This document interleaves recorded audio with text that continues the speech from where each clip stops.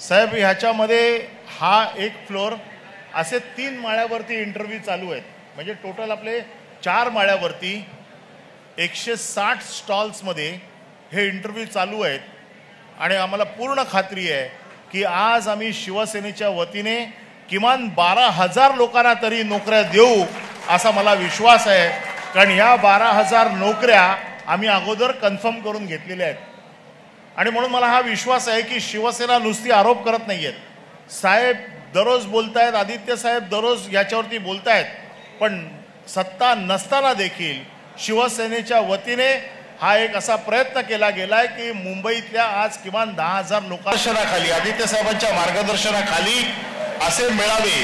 मी जेव्हा पदवीधर मतदारसंघातून निवडून आलो त्यावेळेला मी एक वचन दिलं होतं की बेरोजगार पदवीधरांसाठी नोकरी देण्यासाठी आम्ही जरूर प्रयत्न करू। माझ्या या वचननाम्यातला पहिला हा टप्पा आणि शिवसेनेचं काम म्हणून आजचा हा रोजगार आपण मेळावा मोठ्या प्रमाणात आयोजित केलाय। मला पूर्ण खात्री आहे की आज मुंबईतल्या सर्व कार्यकर्त्यांनी या संधीचा फायदा घेतलाय आणि असाच साहेबांच्या आशीर्वादाने आपण हा कार्यक्रम दरवर्षी घेत जाऊ।